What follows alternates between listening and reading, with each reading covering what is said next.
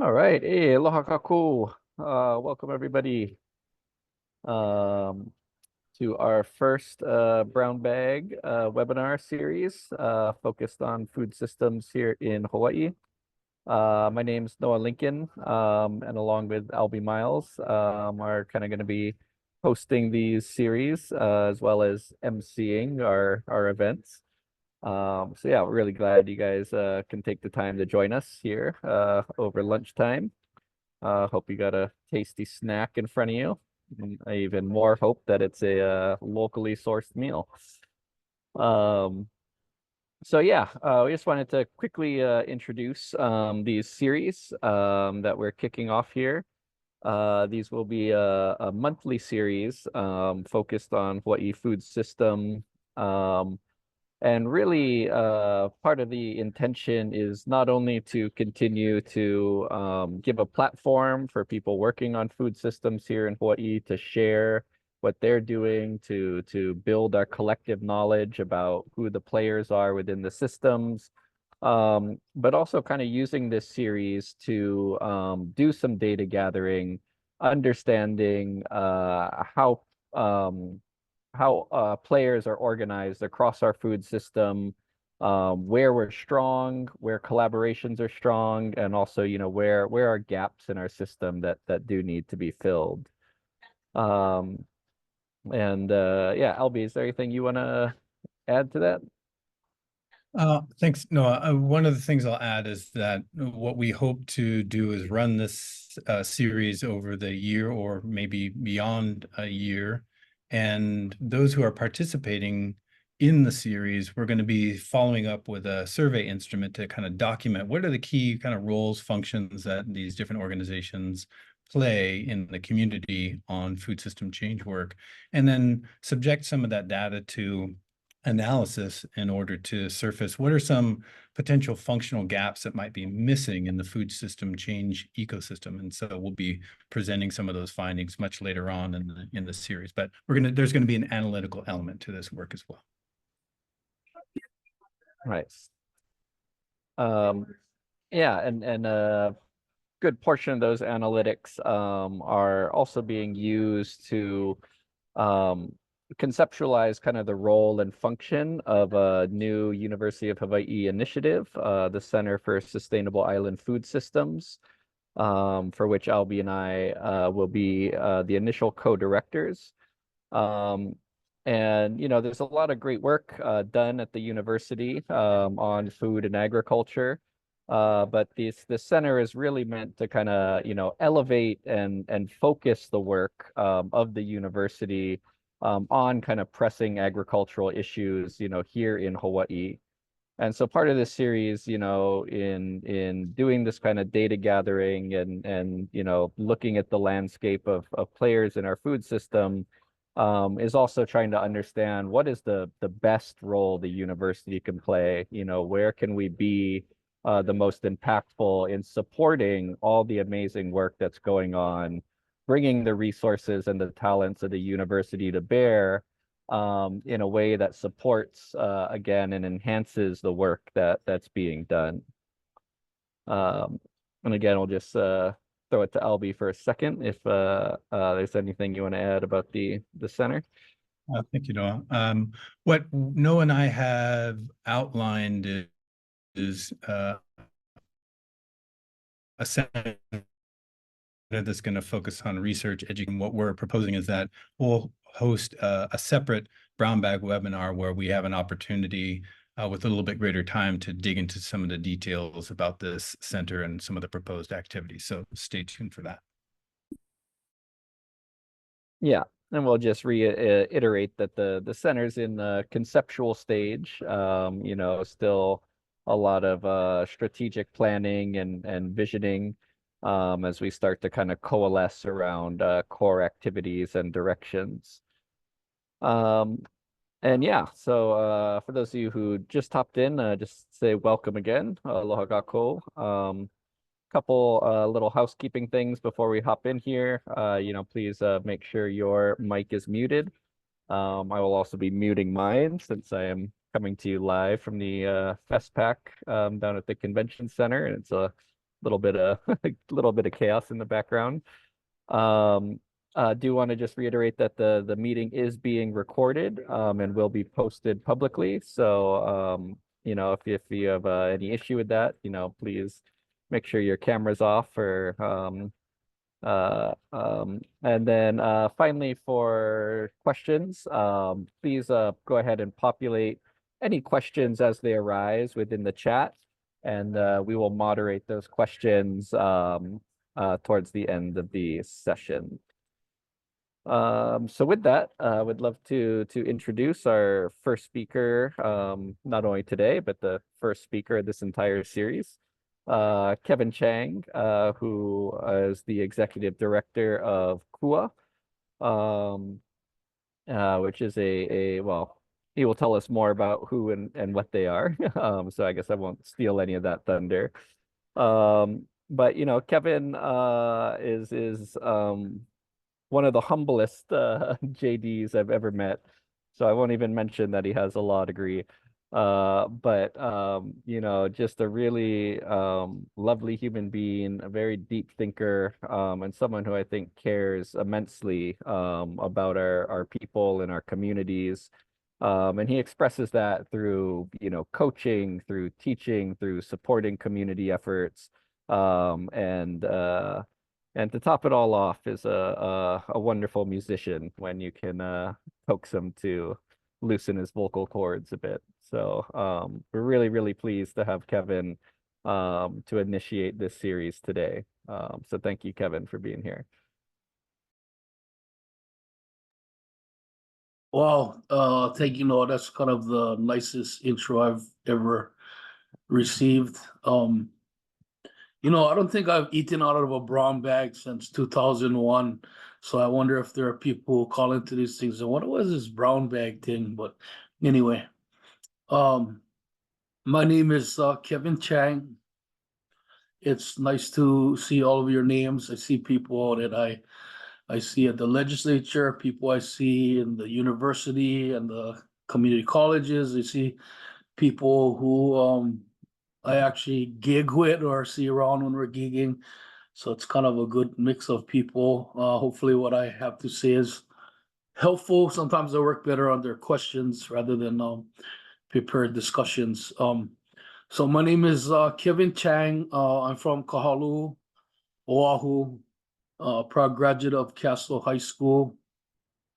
I think I'm lucky to have grown up in a community like this, where when I was growing up in the 70s and the 80s, I felt like where I was kind of embedded with my family was a very kind of awakened community around things like rural development, agriculture, or agroecology even, which is a word I'm still learning to embrace. And the changes in our community, Hawaiian rights and culture. And so I was lucky to grow up in this community. And I think that's probably why I've gotten into the work I do. And if anybody has actually heard some of the music I do, even the music I do concerns community. So I work for an organization called Kuaʻāina ʻAuamo, which means grassroots, growing through shared responsibility. I feel like the core of our work is embodied in our name. Our acronym KUA means backbone. KUA, the organization I work for, was called into creation around late 2011, 2012, when myself and Miwa Tamanaha were hired by what was called the ʻAuamo Advisory Council, to create a permanent mechanism to gather communities. And I can talk a little bit more about that. But that advisory council came from a network of communities called ʻAuamo. ʻAuamo, before it had called itself ʻAuamo, was called the Hawaii Community Stewardship Network, and was made up of about a little over a dozen rural Native Hawaiian communities concerned with the management and care, the malama aina, or the work around caring for their fisheries, also with the understanding that their fisheries are impacted by what we also do on the land. But when they first met in 2003, they were brought together by various partners and by an international NGO called the Community Conservation Network.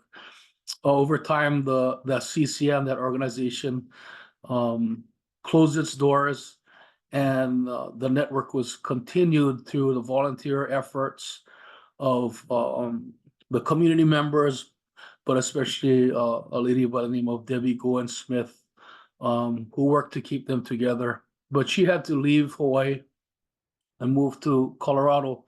And at that time, the question was, if she left, did they want to continue to meet?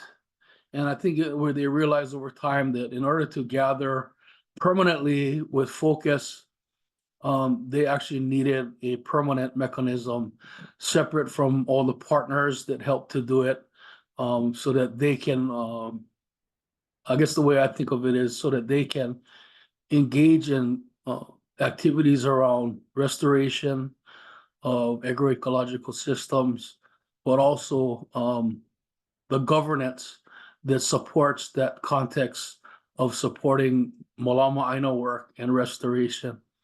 And so ʻAuamo created KUA in 2012. ʻAuamo, which means move forward together, started with about 12 communities who created a law in 1994 that really rolls out of community efforts in Molokaʻi called the Community-Based Subsistence Fishery Act. And so one of their core goals was to develop community-based natural resource management on the shoreline around subsistence practice. That law was created in 94. They pushed for a long time over the last 3 decades, and as of early 2024, established the 3rd community-based subsistence fishing area.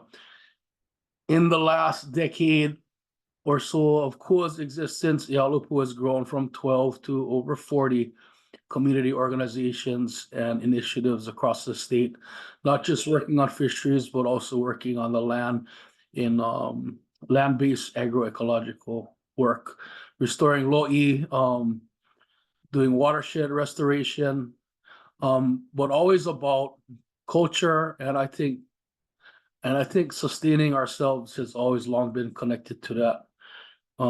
Since ʻAuamo founded KUA, we've begun to facilitate another group called the Hui Mālama Lokuʻia, which is made of over 40 groups, over 60 fish pond restoration efforts across the state, and they've been meeting for about the same time as ʻAuamo.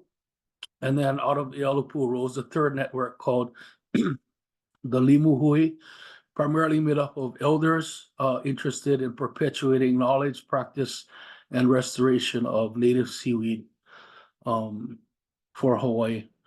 Those networks meet annually in large gatherings 3 times.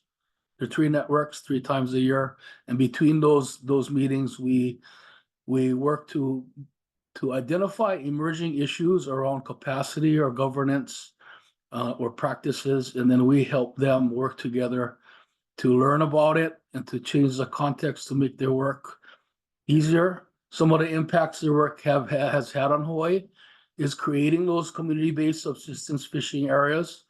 Those are the only places, as far as I know, under Hawaii law that allow communities to develop laws and co-manage resources based on the traditional and customary practices of their places. So I've felt for a long time that it's a pivotal kind of policy progress to make, because the doors can open for more communities, not just in the ocean, but on the land and up to the ridges of our mountains to do restoration. They've worked and helped to streamline the fish pond restoration process.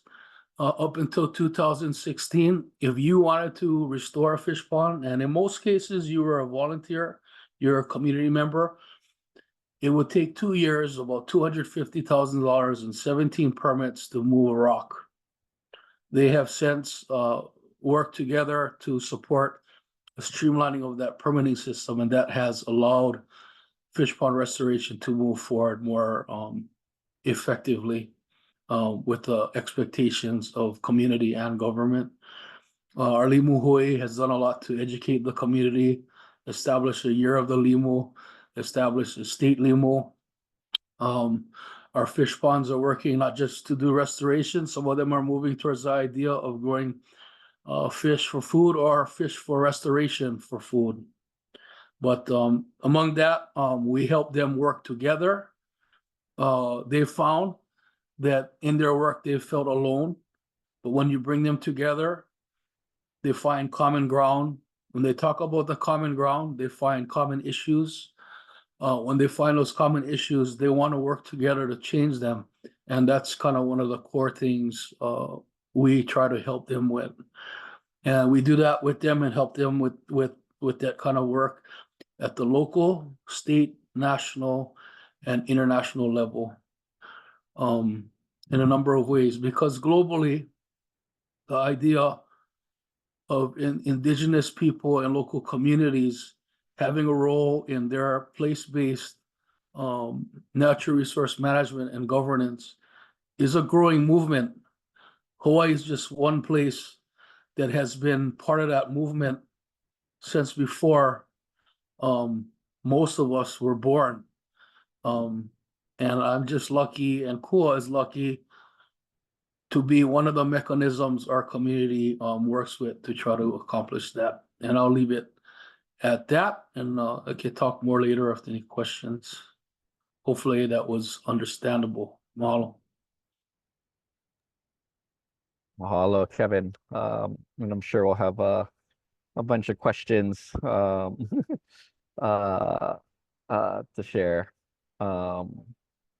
I really appreciated that piece you ended on, in thinking about going from individuals of isolated practice, right, to shared experience, to then focus like collaborative effort of overcoming the barriers and the challenges. And I think that's, very relatable for a lot of people working in our food system now. And that, there is that need of these entities that can bring us together, right, out of our isolated, work silos. And again, I collectively identify, what are these big barriers, and how do we work together to overcome them. So really appreciate that, and the work that KUA has done in that arena. So mahalo. So we will transition over to our second short speaker today, who is also the co-host and the co-director of our sponsoring center, Dr. Albie Miles, who is a associate professor out at the University of Hawaii, West Oahu, focusing really on sustainable community food systems. Dr. Miles brings a wealth of experience in, not only working with, but standing up, similar university efforts in the UC system. And, I think here in Hawaii, we've really benefited from his, kind of battle wounds on the ground, and the, tried and true efforts that he's done to bring that experience to Hawaii, stand up new programs on sustainable food systems, first at West Oahu, and now, right, we're trying to do it at the system level. And so, really appreciative to have Albie as a colleague and a friend here in Hawaii. And happy to turn it over to you, Albie. Thank you, Noah, and welcome everybody. Thank you for joining the webinar today. And what I want to do is just share a little bit about an initiative that we've been running over the last couple of years called Transforming Hawaii's Food System Together. I'm going to show a couple of slides for context and break down some of the details of the initiative. So give me just a moment. Should be able to, can you see my slide? Okay. So a little bit of context is those who know me as a scholar, I tend to try to provide some kind of global context for justifying some of the things that I attempt to facilitate in the community and the nature of some of my research and education initiatives. And I'll start with this is, there's an increasing body of scientific literature that's pointing to the need for fundamental food system transformation, understanding that the food and agricultural sector is this fundamental driver of global environmental change and negative public health externalities. This is just a major report by 130 national academies of sciences and medicine from around the world. It's called the Inter-Academies Partnership. And I'm happy to follow up if there are questions, and I can send some of these resources. I'm going to go through this relatively quickly. Recently, some of you may have seen this coming through your email boxes, is the Food and Agriculture Organization just did this true cost accounting report looking at the true cost, ecological and social impacts of the modern food system, estimating a price tag of about $12.7 trillion. So the food and agricultural system that we have is generating all these negative environmental quality and public health externalities. And some of the work that I'm involved in, and I'm sure you are involved in, is attempting to address some of these negative impacts of the modern food system. One major initiative is called the Eat Lancet Commission, and their objective is really around bringing scientific analysis to the food and agricultural sector and promoting this idea of food system transformation toward the realization of the UN SDGs. When I was reading about this at the time, I thought it was a brilliant idea and that we needed some kind of local version of this operating in Hawaii. And so we, the Hawaii Public Health Institute and the University of Hawaii, West Oahu, and a number of collaborators, including people from Kamehameha schools, put together a proposal to the U.S. Department of Agriculture, the Regional Food System Partnership Program, to fund this initiative that we call Transforming Hawaii's Food System Together. And the idea is that we're facilitating dialogue, we're bringing people together, we're organizing annual food system summits, we're facilitating efforts to scale institutional purchasing, we're conducting a bunch of applied research and doing some policy analysis, all with the objective of helping to direct the agri-food sector of Hawaii toward realizing a new set of social and ecological outcomes.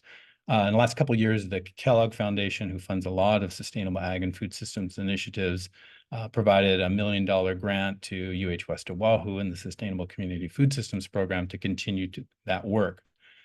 So we, initially, I won't get into great details, but we formed, an advisory group, and we launched a bunch of initiatives to look at mapping different aspects of the food system. We worked with NOAA and colleagues to do some social network analyses. We looked at different points of vulnerability in the context of the COVID-19 pandemic to evaluate what were some real weak points, anticipating there's going to be future shocks to the system.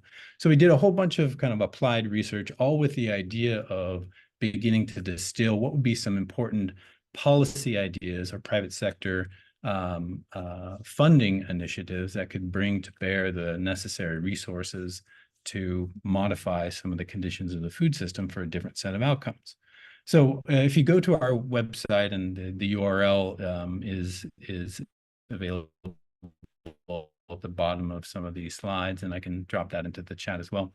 Initially, we started off with a bunch of applied research. So we did, as I mentioned, a couple of different types of assessments. They're all available online, and they were designed to inform this thing that we're calling an integrated state food policy framework, which I'll talk about. And the idea is we should be increasingly focused on a raft of comprehensive policy ideas that we understand will drive meaningful food system change forward in Hawaii. So getting to that, one of the key knowledge products, we call them, was an assessment of other food system planning efforts that have been taking place around the continental US. And so with a team of Berkeley graduate students, we did this assessment looking at these different state and regional food system plans, or charters they're often called, and looked at the content of those plans in order to inform this integrated state food policy framework that we hope will serve as a repository of policy ideas and analysis about the food system of Hawaii. So We did this analysis based on some prior research that was done on food system planning on the continent, and we began to take some of the content derived from these state and regional food system plans or charters and begin to create an outline of effectively what could be a framework for policy and investment ideas for Hawaii. And so again, this document or this repository, we're calling it an integrated state food policy framework for Hawaii. It's intended to be a living document where we collect some of the best policy ideas on everything from addressing household food insecurity to biocultural restoration to food system resilience to public health and nutrition, and begin to hold these for public consumption and for use by state lawmakers in order to inform themselves about some of the ideas that we are in conversation about, but they may be missing some of the technical details behind them. So the integrated state food policy framework is organized around 7 food system planning themes and 18 food system planning elements. And an element is something like household food insecurity or biocultural restoration. And so we've been working with dozens of folks with technical expertise in each of these different areas, whether it's household food insecurity or disaster preparedness and response, to flesh out a planning element for each component of this integrated state food policy framework. They're all organized the same, and this is kind of the table of contents, if you will, and I'll post the URL to this site as well. It's in draft form, but we hope to go public with its first version by the end of this month. So it addresses all these different food system planning elements, as I said, but there's many others that are not included in this snapshot here. You'll be able to enter into this website, look at one of these kind of categories or these planning elements like public health and nutrition, and there'll be a modal view that will open that will take you to key terms and definitions and analysis of the current status of public health and nutrition in Hawaii as it relates to the food system. What are some of the root causes or risk factors associated with the lack of public health and nutrition in Hawaii? And then drawing again upon the scientific literature and technical expertise, what are integrated approaches to addressing the root causes of some of the challenges that we face in the food system of Hawaii? And then the last part is really focused on goals and relating to the United Nations Sustainable Development Goals. So they're all the different food system planning elements, of which there's 18, are organized in a similar way.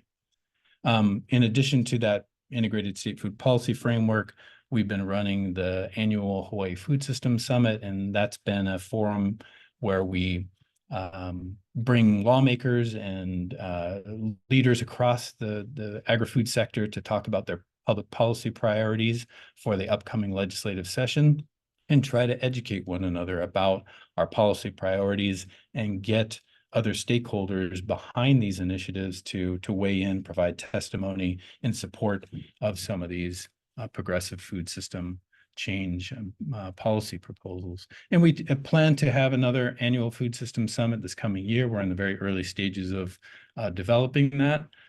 So stay tuned. If you haven't subscribed to the Transforming Hawaii's Food System Together listserv, then please go ahead and do that.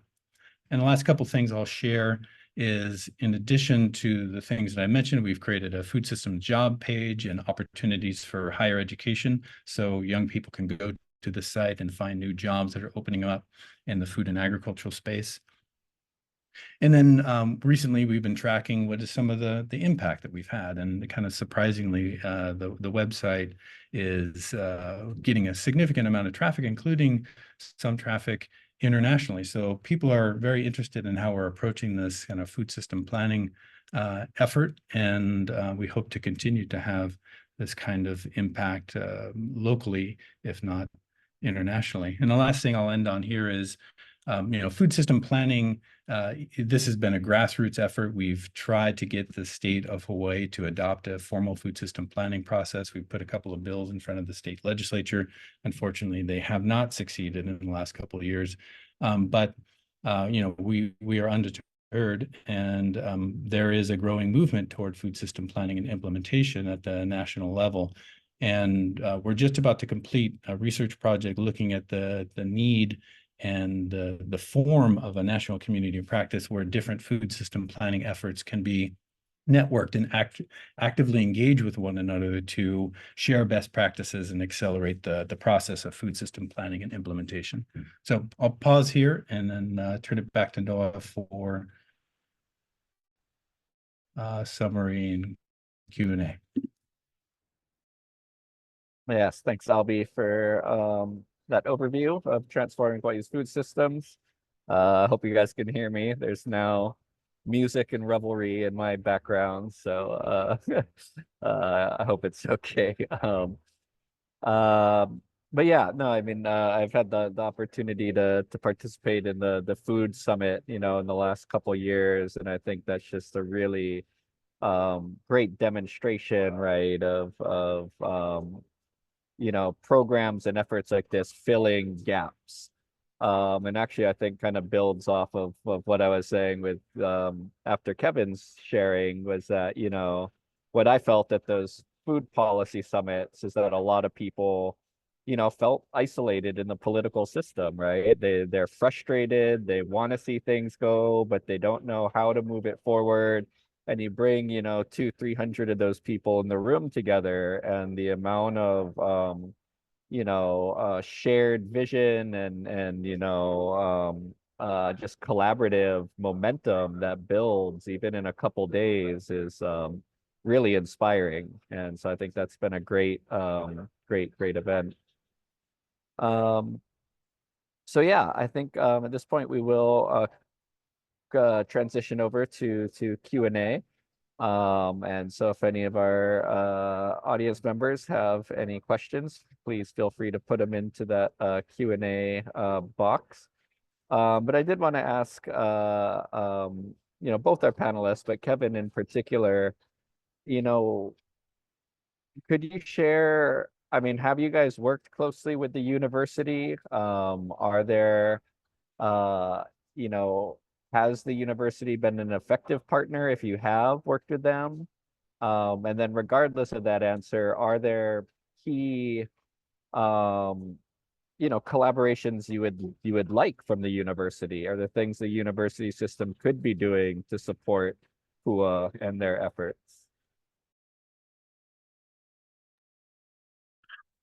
Yeah, we work with the university in different ways, often, you know, through the individual professors who may ask us to present like this. But we've also over time done work with UHC grant.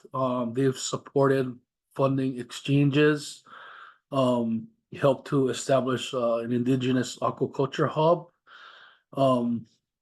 What else? I mean, we've written things with folks, including you, I think, Noah. But often and that's us, yeah. So it's really about when and where we see that communities in the university can work better together. One of the barriers is often capacity, capacity of the community, but also the capacity of the university to move at a quicker pace. And I find this with large organizations generally. They create, you know, contracts or agreements or whatever that may actually offend or hurt the community without knowledge. Often the person who is entering the agreement with the community, like a professor or a department, has probably never read the university's own agreements around things like intellectual property and stuff like that. And so they just tend to, you know, shove it down folks' throats. What we're trying to do is create an environment where that can be questioned more and there can be more pushback on that. And I see it happening here and there. I think it's a big hurdle. It'll be a big hurdle because of the way universities are oriented towards their agreements with communities, creators, or their own faculty at times.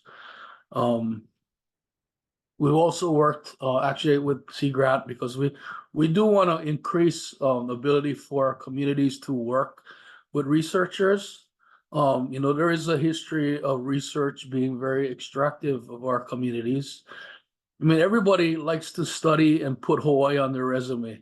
We have so many endangered species, it really looks shining on the resume. you know, and that's not what we're wanting to encourage. We're wanting to encourage our own young people to be the scientists, to be the researchers, to be embedded in their community, to assist and help in things like conservation or agroecology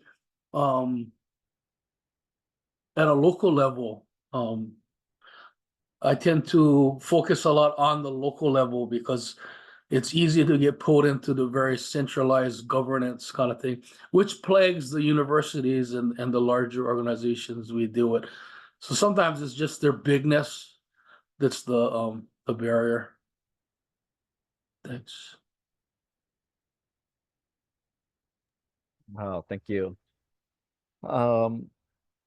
You know, and Albie, I think the Transforming Kauai's Food System initiative, right, is really kind of sought to, you know, reach out across organizations and sectors, right, to build collaboration. But I guess, you know, do you see really core partnerships or collaborations that are missing at this time? Are there kind of key groups that need to be involved or maybe sitting on the sideline?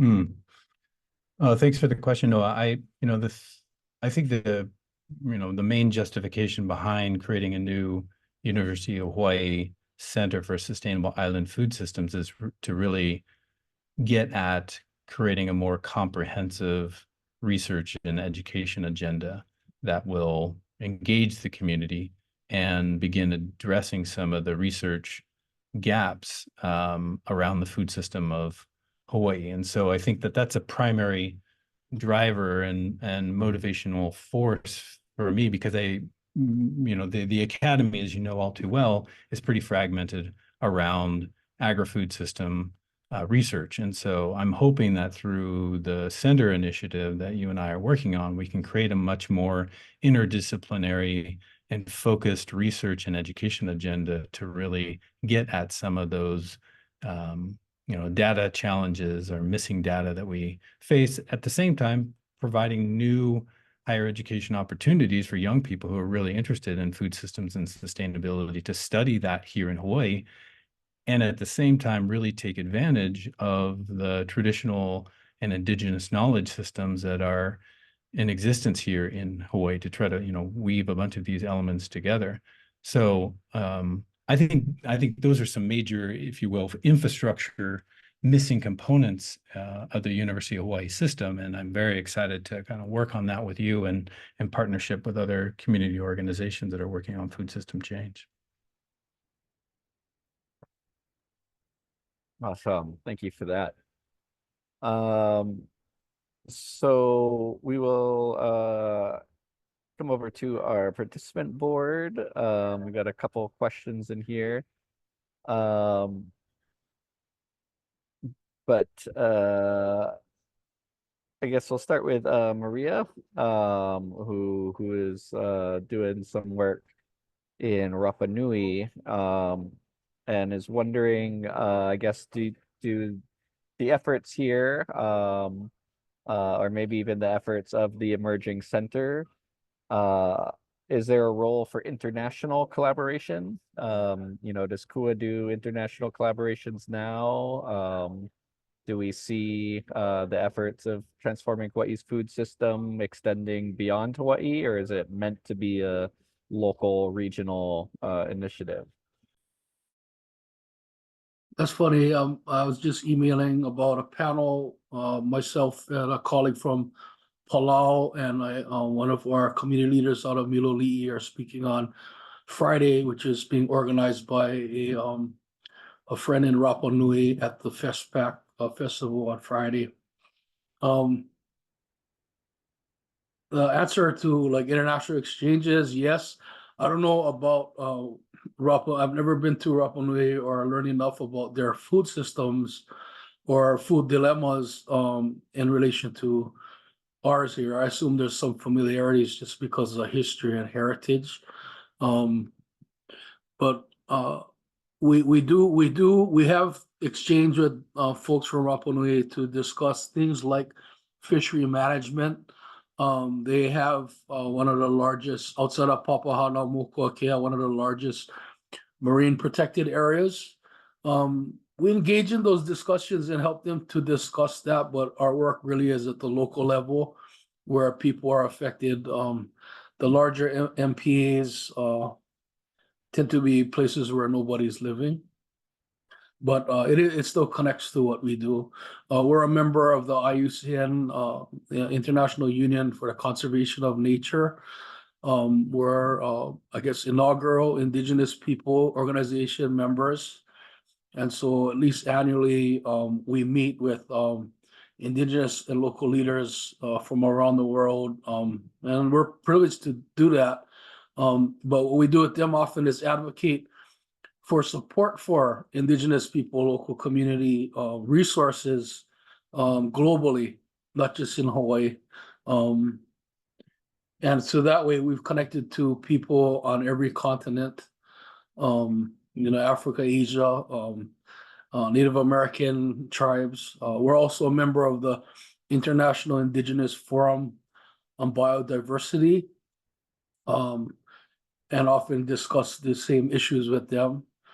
And we're also a member of what's called the Indigenous Community Conserved Area Consortium, which is a global form of ʻAuamo, I would say. And so we've been in many forums where we've advocated together and have built connections. We just sent a number of our fish pond folks to Sitka, Alaska, to talk about what they're doing around clam beds, clam bed restoration. I was recently, where was I? I can't keep track of where I am sometimes, but I know that, sorry, I can't remember what I did last month, but we have had opportunities to meet with different folks. We're like, for example, if they weren't holding the Olympics in Te Aupo in Tahiti this year, we would be sending maybe 20 of our community fishery folks, along with some of my team, to Cook Islands and Tahiti to discuss the revival of the Rahui system, or the community fishery managed areas in Tahiti. I know where I was. I was in Fiji 2 weeks ago with about 17 Pacific Island nations discussing community-based fishery management. In the last 30 years, there are now over 1,000 communities in the Pacific Island region doing some form of community-based fishery management. And there are about 8,000 to 9,000 other nearshore communities that they still want to reach. So on a lot of levels, like earlier I was on a call for the agroecology fund. I didn't know what agroecology was, but I was asked to sit on an advisory council for that. And through that, I've been able to see the struggles, successes, and hope of communities doing agroecology all over the world. And the challenges, they're all similar, except that the power of the dollar is greater where they're at than it may be here in Hawaii. And they're all working on policy around the world. It's kind of amazing. The Agroecology Fund last year funded international efforts from like Africa, Laos, Palestine, and everywhere really, at about $4.5 million last year. It's about $8.5 million this year. That the interest has doubled globally in terms of funding and community efforts. And we're still very, it's a grassroots effort, but that's the kind of changes people are experiencing. Thank you. Nice. Albie, you want to answer that one as well, or if not, I got a different question for you. Yeah, very briefly, I'll just say to Maria's question about, translating elements of this initiative to Rapa Nui. I think there's elements, and I'm happy to have a follow-up conversation with you, Maria. I think there's, like the integrated state food policy framework. I think you could follow a similar kind of template. You'd want to adapt it to, of course, your local food system and culture and political economy. And through the national community of practice of food system planning efforts that we hope to stand up later this summer or early fall. That would be something that, even though it would be kind of US, North America focused, I'm sure there is an opportunity to build something similar to that that's focusing on international food system planning. So I'm happy to follow up, and I'll drop my email into the chat so we can follow up one-on-one. Great. We do have a request for someone to share the information on the FESPAC session. If that may just have a written answer. And there was also a question if the planning process, the statewide food system planning, will make connections to climate crisis explicit.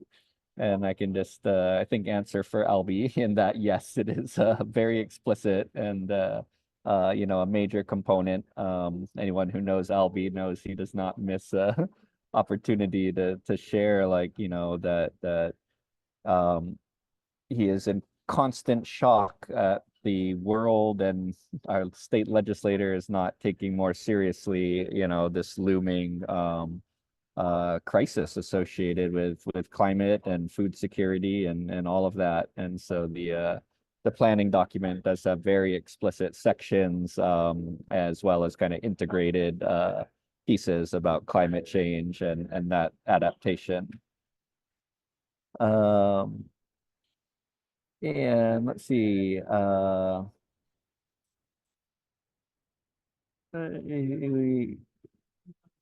you please repeat the indigenous conservation organizations? Mikomi, I'm not 100% sure what you're requesting there. If you could maybe rephrase your question.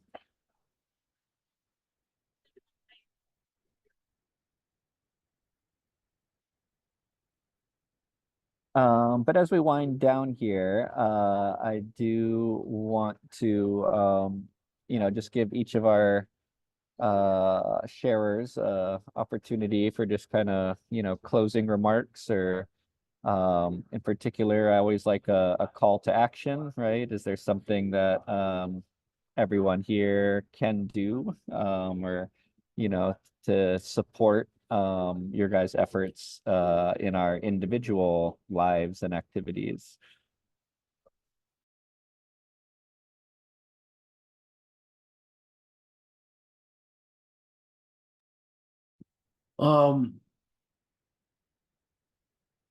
This is speaking for Hawaii. We're a small community. It's always starting where you're at, you know. We work towards helping communities build a better context for doing the work they want to do in their place based on their values and traditions. So I would say find it in your place first. Find ways to better understand your community and activities around things like agriculture, agroecology, and things like that. Become a part of that community, understand the barriers, and build local governance. Build more local governance. Thank you. Thank you, Kevin. I'll drop into the chat some easy things you could do. One is you can sign up for our quarterly newsletter through Transforming Wise Food System Together. And through that, you can track developments around the Hawaii Food System Summit. I encourage you to participate in the upcoming Hawaii Food System Summit. We'll be announcing details about that as we form the planning committee.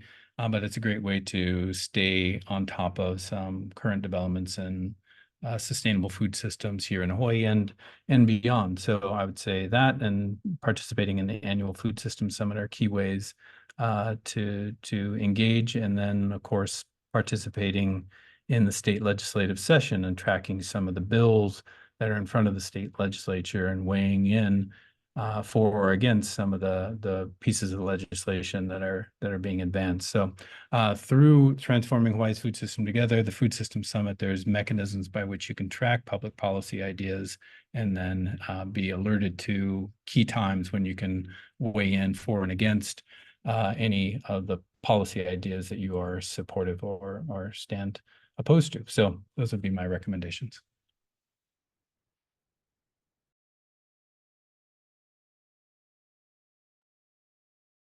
Excellent. I guess we'll do one last question before we wrap it up here that just came in, and this is I think more for Albie. But how will the center consider and uplift equity within its work, diversity, equity, and inclusion type of initiatives?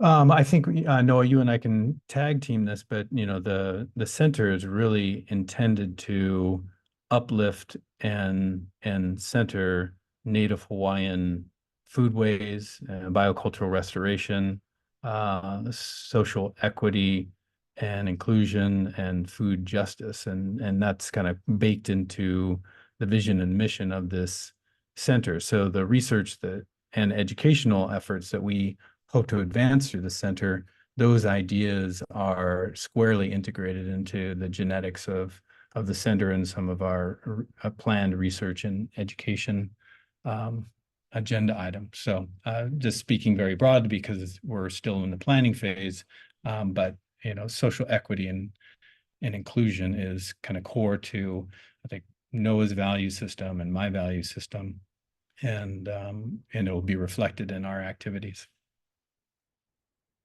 Yeah, no, I would echo those broad concepts, and just to give like one specific example, that the federal government has instituted this Justice 40 initiative that a very small percentage of grants now require.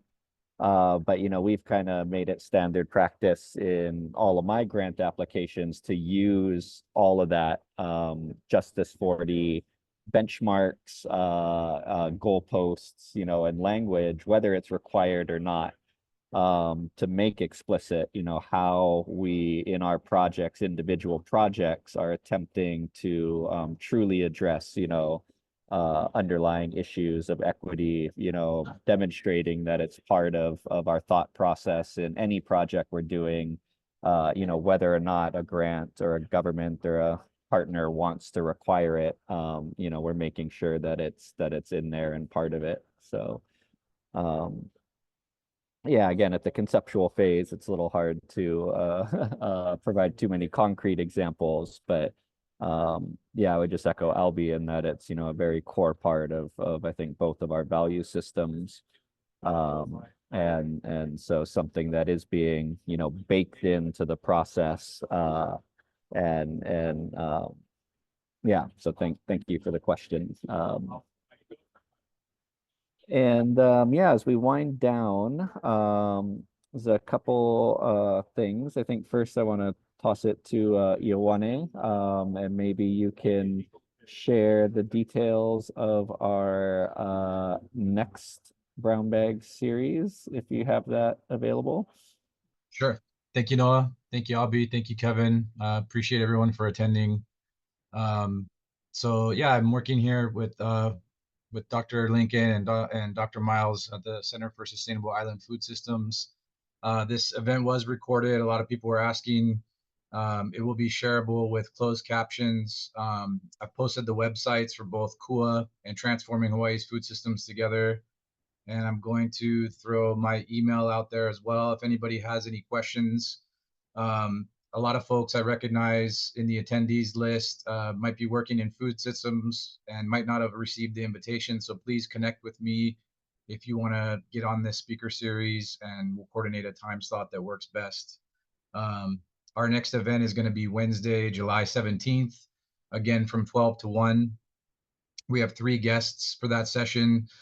We have Keone Lee with Hawaii Investment Ready, Aaron Ellis with Feed the Hunger Fund, and Amanda Shaw from Oahu Agriculture and Conservation Association. So I have everybody's email who attended today or registered to attend, and I can send the link with the session that we've recorded, as well as the flyer for the next session. So if there's anything we missed or anything we didn't get to with the Q&A, please feel free to email me.